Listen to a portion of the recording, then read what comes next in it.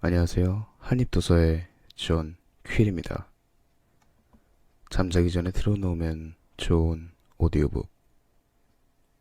오늘 읽어드릴 책은 김난도 작가님의 아프니까 청춘이다 입니다. 그럼 지금부터 리딩 시작하겠습니다. 프롤로그.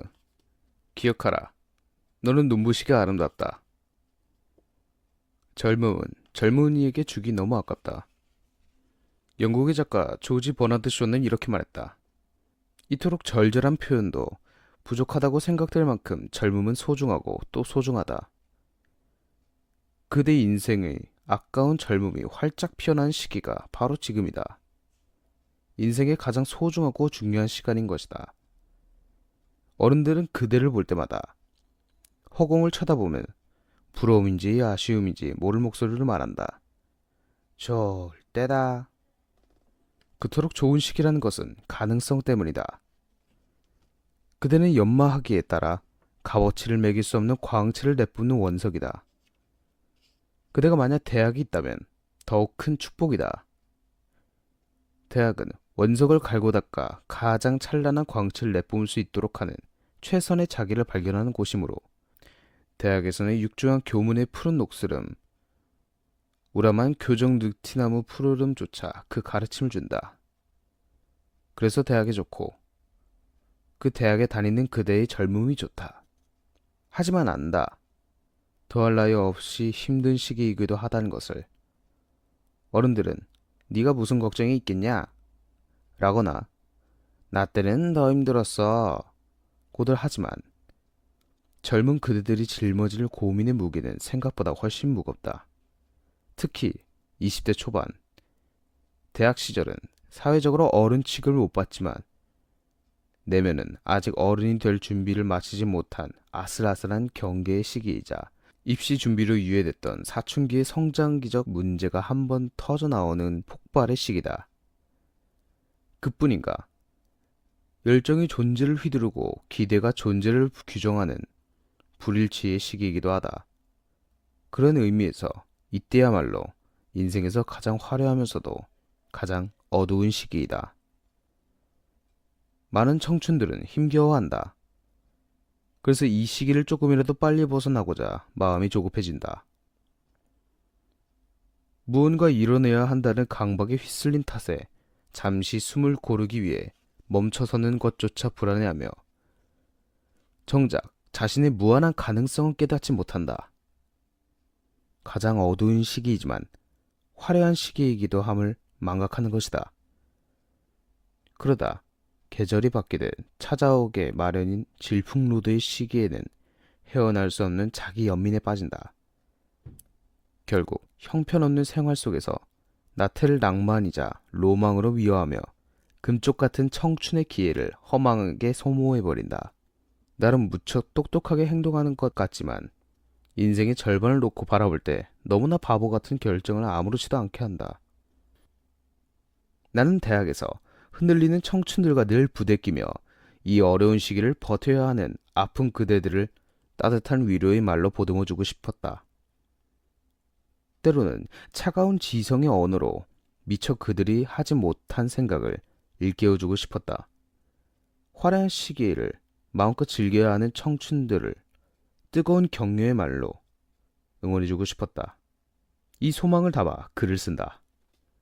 더 가열차게 이런저런 스펙 산다는 처세의 글이나 대책 없는 감상, 걱정 마, 다 잘 될 거야 하는 근거 없는 낙관으로 가득 찬 글이 아니라 그대들의 영혼을 울릴 마음의 글, 그대들의 머릿속에 내리치는 따끔한 죽비 같은 글을 전해주고 싶다. 취업의 포로가 되어 하루하루를 조급하게 달려가는 그대에게 진정 미래의 그림을 보여주고 싶었다. 대학에 몸을 담은 선생으로서 공부든 취업이든 생활이든 연애든 그대들의 현실적인 고민을 세밀하게 짚어서 때로는 따뜻하게 위로하고 때로는 엄하게 꾸짖어주고 싶다. 어찌 보면 이 책의 내용들은 모두 큰 지식을 얻고 큰 책임을 느끼고 큰 꿈을 꾸라는 뻔한 이야기의 반복이다. 하지만 나는 뻔한 내용이더라도 책상 머리에 앉아 손끝으로 쓰지 않으려고 노력했다. 많은 청춘들을 직접 만나봤고 미니 홈피와 트위터, 블로그를 통해 소통했으며 1000명에 넘는 전국 대학생들을 대상으로 설문조사를 하여 좀 더 객관적으로 그대들의 문제를 보려 했다. 잘된 얘기는 잘난 척하는 것 같고 안 된 얘기는 창피해서 못 견디기더라도 내가 청춘이었던 시절을 떠올리며 그 경험에서 우러나오는 이야기를 하려 했었다. 권위를 앞세우는 대학 교수가 아니라 진짜 선생이 되고 싶은 교육자로서 조금이라도 더 살아본 인생 선배로서 사랑하는 두 아이의 아버지로서 꼭 하고 싶은 이야기를 하려 했다. 이것이 내가 어렵게 이 글을 쓰게 된 이유다. 매일 젊은 청춘들을 만나는 직업이 아니었다면, 그래서 그들의 고민과 오류를 함께 느끼지 못했더라면 펜을 들 마음을 먹지 못했을 것이다. 그러므로 이 글은 20대를 향하고 있지만 때로는 그 중에서도 대학생에 특화된 부분이 있음을 양해해주기 바란다. 그런 대목을 만나거든 만약 그대가 대학생이 아니더라도 자신의 위치에서 나의 당부를 되새기는 적극적인 독서를 해주시기 바란다. 모쪼록 나는 그대들이 더 어리석었으면 좋겠다. 너무 영리하게 코앞에 있는 단 1%의 이익을 쫓는 트레이더가 아니라 자신의 열정에 가능성을 묻어놓고 우직하게 기다릴 줄 아는 투자가였으면 좋겠다. 눈앞에 보이는 결승점을 향해 전력 질주한 후 지쳐 헐떡이며 퍼져버리는 100m 달리기 선수가 아니라 저 멀리 열망하는 목적지를 향해 뚜벅뚜벅 걸음을 옮기는 운둔한 답사자였으면 좋겠다. 그대, 그 이름만으로 가슴 뛰는 청춘이다. 어리석은 답사를 지금부터 시작해라. 이 책에 적힌 어느 한 줄이 그 답사의 이정표가 되기를 희망한다. 2010년 겨울 김난도. 파트 1. 그대 눈동자 속 아니면 그 답은 어디에도 없다. 인생시계. 그대의 인생은 몇 시인가? 내 책상 위에는 가지 않는 탁상 시계가 있다. 고장난 것은 아니다. 내가 일부러 건전지를 빼두었다. 그러고도 이 시계가 늘 서 있기만 한 것은 아니다. 매년 내 생일이 되면 18분씩 앞으로 시계바늘을 옮긴다. 방금 K군이 다녀갔다. 내일 모레면 나이가 계란 한 판인데 제대로 이뤄놓은 것도 하나 없고 앞으로 어떡할지 딱 부러지게 구체적인 계획조차 세우지 못했단다. 답답해 미칠 것 같다며 오랜 시간을 하소연하다가 돌아갔다. 30. 금방 온다. 다들 하는 부전공이나 복수전공에 필요한 학점을 채우려면 4년 만에 대학을 졸업하기 쉽지 않다. 더군다나 요즘엔 어학연수, 인턴, 아르바이트 등 취업에 필요한 경험과 스펙을 만들어줘야 한다. 그러자니 한두 학기 휴학은 기본이다. 남학생들은 군대도 다녀야 한다. 혹시 재수를 했거나 편입, 전과를 한 경력이 있다면 다시 1, 2년 추가다. 졸업 후에 고시나 유학을 준비한다고 여기저기 학원 좀 다니다 정신 차려보면 금방 30이다. 비단 30을 코앞에 둔 친구들 아니더라도 많은 청춘들이 시간의 속도 앞에 전율한다. 대학교 2학년들은 신입생 시절이 어떻게 지나간지 모르겠다고 하고 3학년만 돼도 졸업이 목전에 다가왔다고 엄살이 대단하다.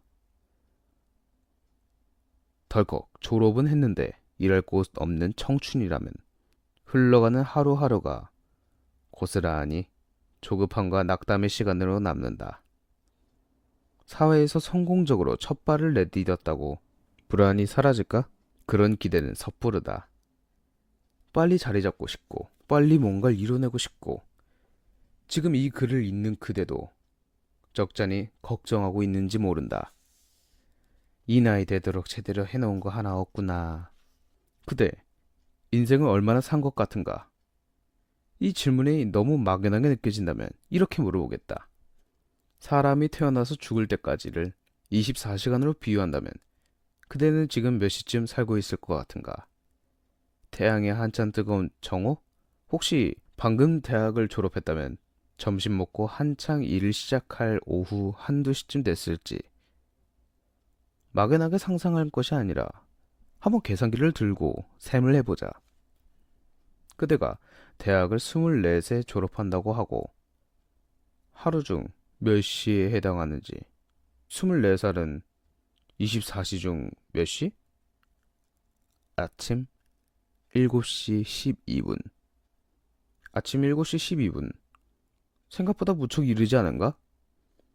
많은 사람들이 잠자리에서 일어나 하루를 준비하는 시간이다.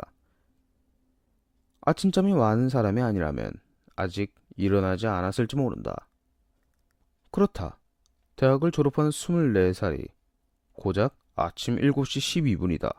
선생으로서 수많은 젊은이들의 성장기를 지켜본 나로서는 이 7시 12분의 비유가 의미하는 바는 무척이나 크다고 생각한다.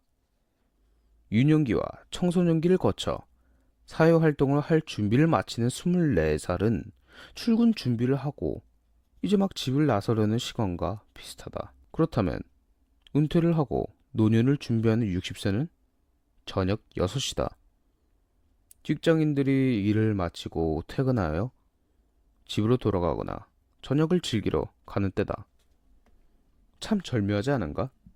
그래서 나는 인생 80을 24시간에 비유하기를 좋아한다. 인생 시계의 계산법은 쉽다. 24시간은 1440분에 해당하는데 이것을 80년으로 나누면 18분이다. 1년에 18분씩, 10년에 3시간씩 가는 것으로 계산을 하면 금방 자기 나이가 몇 시인지 나온다. 20세는 오전 6시, 29세는 오전 8시 42분. 이 시계는 현재 한국인의 평균 수명이 80세를 기준으로 했으니 앞으로 평균 수명이 늘어난 만큼 그대의 인생 시각은 좀 더 여유로워질 확률이 높다. 언젠가 우리 학과의 홈커밍 행사에 오신 60세 넘은 원로 졸업생께서 그런 말씀을 하셨다. 본인은 교사를 하셨는데 어느 장관이 갑자기 정년을 단축시켜버려서 아무 준비 없이 황망하게 정년이 닥쳤더라고. 처음엔 그 장관이 너무너무 미우셨단다. 하지만 지금은 그에게 정말 감사한다고. 은퇴를 하고 나니까 인생의 가장 행복한 새로운 세상에 있더라며. 그 세상을 2년 일찍 알게 해줘서 고맙다고. 나는 어르신의 말씀에 깜짝 놀랐다. 그렇다. 붉은 노을이 내려앉는 6시 이후에도 엄청나게 새로운 세상이 기다리고 있다는 것이다. 인생 시계를 보여주면 많은 사람들이 깜짝깜짝 놀란다. 생각보다 너무 이르다는 거다. 쉰을 맞이한 선배에게 이제 겨우 오후 3시예요 라고 알려줬더니 연방 손가락을 꼽아보며 정말이네? 한다. 졸업을 맞는 24 친구들에게 이 이야기를 하면 대다수가 나름대로 인생 꽤 살았다고 생각했는데 이제 오전 7시 12분밖에 안 됐어요? 한다. 그렇다. 아직 많이 남았다. 아침 7시에 일이 늦어졌다고 하루 전체가 끝장나지 않는 것은 아니지 않은가. 나는 너무 늦었어 라고 단정 지으려는 것은 사실의 문제가 아니라면 자기만의 문제다. 혹시라도 포기나 좌절의 빌미를 스스로 만들어서는 안 된다. 그대, 아직 너무 이르다. 적어도 무엇이든 바꿀 수 있을 때만큼은. 책상 위에 내 인생 시계는 오후 2시 24분을 가리키고 있다. 나이 48살에 아직 오후 2시 30분도 되지 않았다니. 쉰을 앞두고 아무것도 해놓은 것이 없다는 생각이 들 때마다 고개를 들어 아직 하루에 오롯이 남아있는 내 인생의 탁상 시계를 바라본다. 벤자민 버튼의 시계는 거꾸로 간다라는 영화에 그런 대사가 있었다. 인생이 너무 늦거나 혹은 너무 이른 나이는 없다. 그대의 열망을 따라가라. 월급이 적은 쪽을 택하라. 내가 원하는 곳이 아니라 나를 필요로 하는 곳을 택해라. 승진의 기회가 거의 없는 곳을 택해라. 모든 조건이 갖춰진 곳을 피하고 처음부터 시작해야 하는 황무지를 택해라. 앞다투어 모여드는 곳에는 절대 가지 마라. 아무도 가지 않는 곳으로 가라. 장래성이 전혀 없다고 생각되는 곳으로 가라. 사회적 존경을 바라볼 수 없는 곳으로 가라. 한가운데가 아니라 가장자리로 가라. 부모나 아내나 약혼자가 결사반대하는 곳은 틀림없다. 의심치 말고 가라. 왕관이 아니라 단두대가 기다리고 있는 곳으로 가라. 경남의 거창고등학교의 직업 선택의 10계명이다.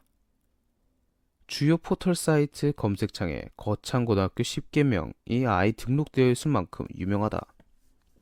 나는 이 글을 읽을 때마다 매번 등줄기에 찌릿찌릿한 전기가 올 만큼 전율한다.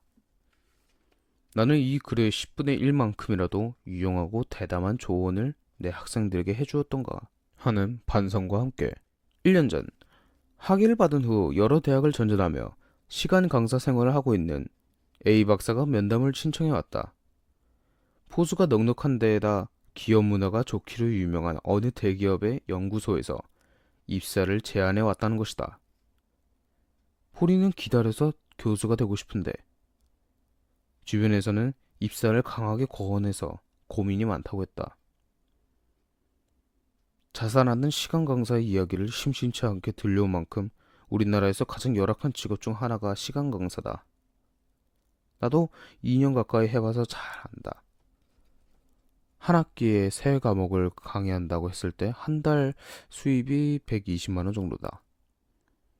그나마 방학에는 나오지 않는다. 4대 보험 혜택 같은 건 물론 없다. 특정 학과나 교수의 온갖 잡무도 도맡아 처리해야 하는 일이다. 흔히 요즘은 포스트 닥터, 강의 교수 등등 제도 등이 많이 바뀌어서 젊은 박사에 대한 처우가 조금 나아졌다곤 하지만 엄청난 학비와 시간을 투자해 박사학위를 취득하는 인재들에게는 턱도 없는 대우다. 하지만 시간 강사들이 열악한 처우나 노동 착취보다 더 힘들어하는 것은 그들의 목표인 교수가 될 기회가 너무 적다는 사실이다. 대학병원의 레지던트나 사법연수원생의 근무 여건과 처우도 물론 열악하지만 사회적으로 크게 문제가 되지 않는다. 그들은 곧 의사나 법조인이 될 예정으로 그 정도를 감수해도 괜찮으리라는 심정적 양해 같은 게 있다. 꿈이 현실이 될 가능성이 높은 한 비참한 현실은 언제든지 참아낼 수 있다는 법이다. 하지만 시간 강사 같은 경우엔 다르다. 교수 되기 매우 어렵다. 교수 정원이 많지 않기 때문에 자기 전공에 맞는 자리가 날 때까지 무작정 기다려야 하고 막상 공고가 나더라도 그 경쟁은 살인적으로 치열하다. 나중에 교수가 될 거니까 열악한 처우지만 참고 기다려라 하고 요구하기에는 현실이 너무 가혹하다는 것이다. 이런 현실을 너무나 잘 알고 있었던 나는 A 박사에게 많은 사람들이 선망하는 대기업의 제안을 물리치라는 얘기를 차마 할 수가 없었다. 나는 겨우겨우 힘을 내어 간신히 답했다. 그건 자네가 얼마나 교수가 되고 싶은가의 열망의 문제네. 자네 전공에 맞는 채용 공고가 언제 날지 전혀 장담할 수 없고 그때까지는 이렇게 불안정한 생활을 계속해야 하니 말일세. 그걸 모두 견딜 수 있을 만큼 교수가 되고 싶은 열망이 강하다면, 그 열망에 대한 스스로의 확신이 있다면 이번 제안은 거절하고 더 기다려보게. 지그시 입술을 깨물던 그는 며칠 더 생각을 해보겠다며 돌아갔다. 그러고는 바로 다음날 날 찾아왔다. 그 회사에는 가지 않겠다고 연락했습니다. 조금 더 준비해서 좋은 결과 있도록 해보겠습니다. 참 바보 같은 결정이다. 그에게 스카우트를 제안한 회사는 대한민국 어느 젊은이라도 마다하지 않을 선망받는 대기업이었다. 그런 확실하고 안정된 직장은 일단 받아들여야 하는 게 마땅하다. 회사를 다니며 실적을 쌓고 교수가 될 기회를 살피는 것이 가장 합리적인 의사결정이다. 하지만 그도 알고 나도 안다. 일단 회사에 발을 들여놓으면 논문을 쓰고 강의 경력을 쌓을 시간을 내기 어렵다. 그래서 조금, 아주 조금씩 교수의 길과는 멀어지게 된다. 기업으로 갔던 그 수많은 선배들이 교수의 꿈을 그렇게 천천히 접었다. 그렇다고 무작정 기다린다고 해서 어떤 보장이 그를 기다리고 있는 것은 물론 아니었다. 특히 우리 전공은 학계가 좁은 편이어서 채용 공고가 자주 나타나지 않았다. 1년만 기다리면 된다는 식의 기대는커녕 통상적인 예측도 쉽지 않았을 것이 현실이다. 게다가 교수라는 것이 사실 그렇게 대단한 직업도 아니다. 물론 아직도 여러 장점이 있긴 하지만 직업으로서 교수의 매력은 예전 같지 않다. 사실 대기업의 일사에서 실력을 보이고 임원으로 승진할 수 있다면 그 편이 훨씬 성공한 인생일지는 모른다. 그러므로 합리적인 생각을 했다면 그 제안은 일단 받아들여야 하는 것이 맞다. A 박사는 참 바보 같은 결정을 했다. 그가 그렇게 결정한 이유는 단 한 가지다. 대학에서 후학을 가르치고 싶다는 열망 때문이었다.